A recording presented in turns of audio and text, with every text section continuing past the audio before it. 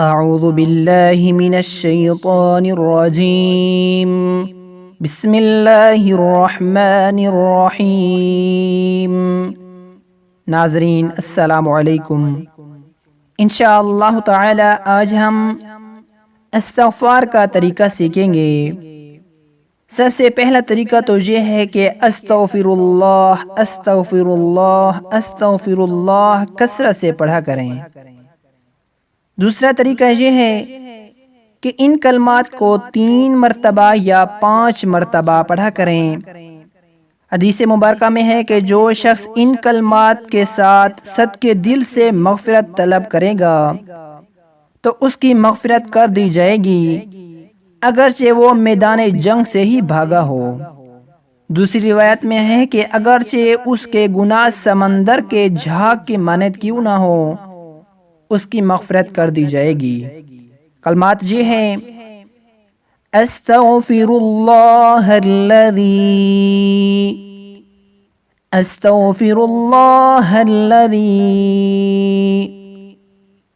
لا الہ الا هو الحی القیوم لا الہ الا هو الحی القیوم واتوب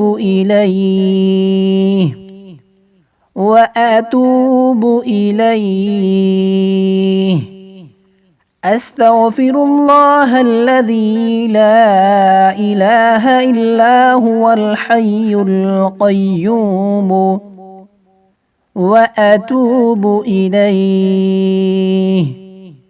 ان کلمات کا ترجمہ یہ ہے: میں مغفرت چاہتا ہوں اس اللہ سے جس کے سوا کوئی معبود نہیں ہے، وہ ہمیشہ ہمیشہ زندہ رہنے والا، آسمان و زمین کو قائم رکھنے والا ہے، اور اس کے سامنے توبہ کرتا ہوں۔ ایک اور روایت میں ہے کہ 3 مرتبہ یا 5 مرتبہ ان کلمات کو پڑھیں۔ استغفار کا تیسرا طریقہ یہ ہے کہ ان الفاظ کے ساتھ بکثرت سے استغفار کیا کریں: رب اغفر لی وتب علی رب اغفر لی وتب علی انک انت التواب الرحیم انک انت التواب الرحیم رب اغفر لی وتب علی انک انت التواب الرحیم۔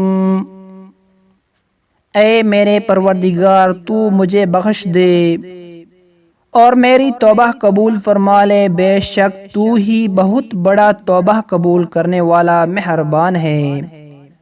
حدیث مبارکہ میں ہے کہ صحابہ کرام رضی اللہ تعالی عنہ کہتے ہیں کہ ہم رسول اللہ صلی اللہ علیہ وسلم کی زبان مبارک سے ان کلمات کو ایک مجلس میں 100 مرتبہ شمار کرتے تھے۔